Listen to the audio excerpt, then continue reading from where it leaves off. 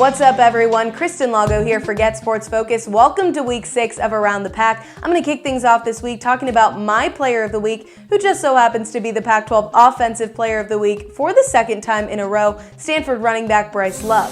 Now, he has had a historic season thus far this year, and he also helped Standford surge past ASU. They took it 34-24 at home this weekend. He is currently averaging 11.1 yards per carry. Yes, that is a first down every time this running back is handed the ball. But I want to rewind a little bit, take it back to last year when Standford lost Christian McCaffrey. Yes, the Rose Bowl hero, the future first-round draft pick.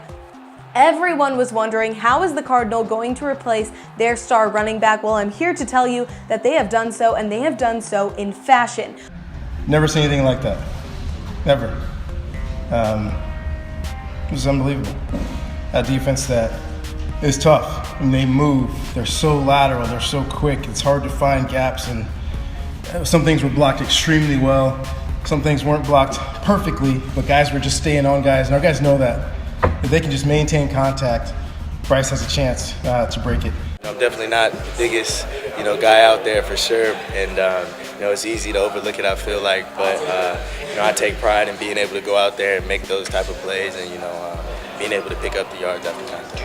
Against ASU, Love rushed for 301 yards, breaking that single-game record set by Christian McCaffrey in 2015. He also notched his 7th consecutive game with a touchdown run of over 50 yards. And he already has over 1,000 yards in just 4 games this season. My favorite touchdown play of the day came in the third quarter, 2nd and 2 from the 41-yard line. Out pops Love, and he is gone. No defenders can touch him. He is just so explosive in open space. He went 59 yards on that touchdown run for his 3rd touchdown of the day. Now, he is currently on pace to break the single-season rushing record set by Barry Sanders. That's 2,628 yards in one season. One to watch, one to look out for. But moving on, we're going to go south for this story. I'm talking about how number 5 USC went down this weekend to the Washington State Cougars 30-27 on Friday night. Now, when the schedule came out, it was easy to pick out which game would be the toughest for the Trojans this year. It was the Washington State Cougars game on a Friday night. USC was coming off of a close road game to Cal. It was a short week for them. They have a season where they don't have a bye week this year. They're playing consecutive games, battling injury. They actually came to Pullman without 7 of their regular starters, including 6 on offense, and they were facing a tough Washington State Cougars team that had notched 4 consecutive wins at home. They looked for their 5th, and they got it against USC in Pullman. So it wasn't a surprise, but I gotta give it up to Washington State. They had only been giving up 262 yards and 18 points per game coming into this year. Their defense is led by guys like defensive lineman Hercules Mataafa, who was able to surge past a USC O-line that was out without 3 of its starters, including both of its tackles, Chuma Edoga and Toa Lobendon. Now, they were held to their lowest yardage total since last year's loss to Alabama, only having 327 yards in that game on Friday. Quarterback Luke Falk was impressive on the night. He went 34 of 41 in passing, and though the USC defense, led by guys like Uchenna Nwosu and Christian Rector, fought hard, it was not enough to give them their win. The offense could not find its rhythm throughout the second half, as they usually have in the past 4 games. They ended up dropping that one in a close game. But, and I'm not being biased here, guys, but I'm not sold on this Washington State team. They've yet to play outside of Pullman, and I do believe USC was the stiffest competition they've seen thus far. I could see them losing at least 3 games at the end of their season to schools like Stanford, Utah, and Washington in the Apple Cup. But I want to stick with Washington, the Washington Huskies, that is, on this next story. I could see them going all the way this year. They had the chance to go to the playoffs, decimated by Alabama, but it's a new team, a new year for this Huskies team. They went with a 42-7 pounding of Oregon State this weekend. One of the top 3 performances I saw coming out of the Pac-12 this week, and they hold the 5th best offense in the nation, the 9th best defense, currently sit at number 6 in the polls. And I think it could be higher if they really stepped up their game in the first half. They only led 7-0 to the Beavers team, but they really turned up the heat. Chris Peterson and company turning up that heat for the second half. Jake Browning had 3 touchdowns to his favorite wide receiver, Dante Pettis. Running back Myles Gaskin eclipsed the 100-yard mark yet again, and their defense dominated a Beavers offense that was without their starting quarterback, Jake Luton. I think going forward, they're only 1 game away from bowl eligibility, a win that I think they'll get against Cal next weekend, but they'll need to win in style moving forward to impress that playoff committee as teams like Alabama, Clemson, Penn State, to name a few, continue to surge past their opponents in fashion. They'll need to do that again, starting with Cal next weekend. And finally, let's take a break from Pac-12 football, and I want to bring you into the future a little bit, specifically 2 years from now at Pauley Pavilion. The UCLA basketball team gearing up for their first game of the season. They're on the court warming up, fresh off a high school record-setting season at Chino Hills High School, is LaMelo Ball. But wait, that's not going to happen because LaVar Ball announced earlier this week that he will be pulling LaMelo from high school to homeschool him.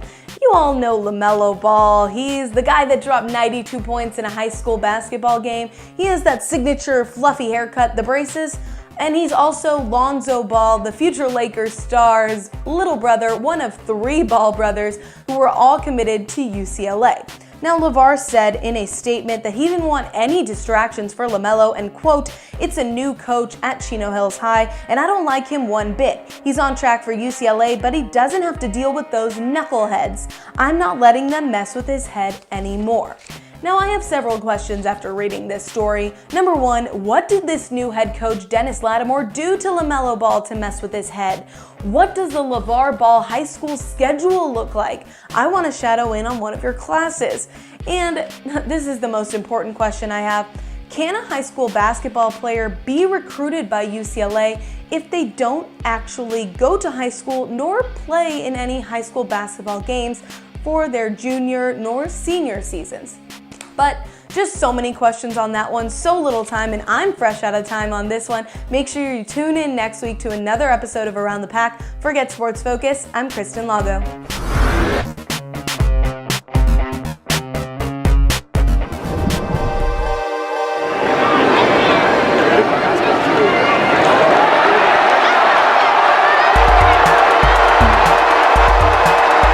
Never seen anything like that. Never.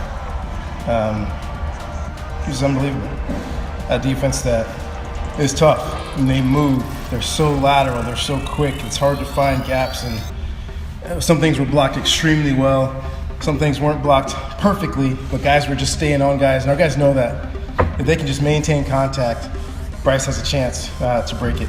I'm definitely not the biggest, guy out there for sure. And, it's easy to overlook it, I feel like. But, I take pride in being able to go out there and make those type of plays and, being able to pick up the yards after contact. I know you haven't had a chance to look at the film, but was there any one single run to you of yours today that stood out to you? I'd probably say the most recent ones, like you said, in the fourth quarter, trying to keep that drive going and keeping that clock moving, trying to put ASU in a tough place. Was that a conscious effort by you to stay in bounds on that one long one where they got you held? Oh, yeah. It looked like you were fighting really to stay in bounds to keep that clock moving. Yeah, that was big for me. I felt like I heard somebody on the sideline tell me to stay in bounds, so I was just trying to do that. Did you hear the PA guy announce that you had broken the record, and did you know that at the time you still had not broken the record? Nah, I had. Do you even hear that stuff when you're on the field? I heard it, but it was. I believe ASU had the ball, or we had the ball. Oh, you had the ball. Driving, yeah. Yeah. So it was like 3 plays before you actually got it. Yeah. I was definitely just focused on that more than anything. They were just very optimistic. Yeah, exactly. I had no idea. I heard people cheering, and I figured that's what it was, but I really didn't care because we're still in the middle of the game. It's nice when those things happen and you got a big lead or something, but if it's not a big lead, I hear people cheering. I have an idea what it was, but I didn't really care at the time. I was with Jamal Lewis, the Baltimore Ravens, the guys that we've had here. I'm not saying he's the best one that's been through here. I'm not starting that argument, but at the same time, I've never seen anything like what happened today. It was unbelievable. I thought he was pushed out of bounds. That balance and that tightrope walk, and to keep your speed and stay in bounds.